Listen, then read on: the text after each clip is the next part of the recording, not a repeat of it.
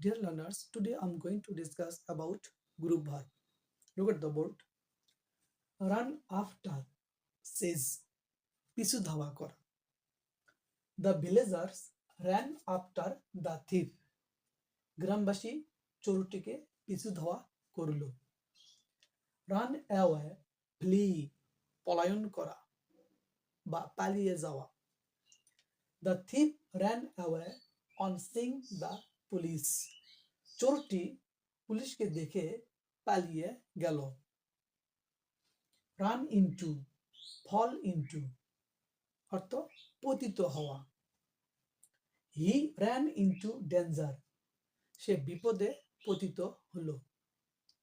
Run out, become exhausted, শেষ হওয়া. His patience is running out.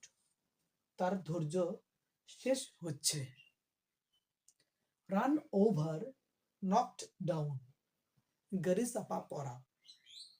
The boy was run over by a bus.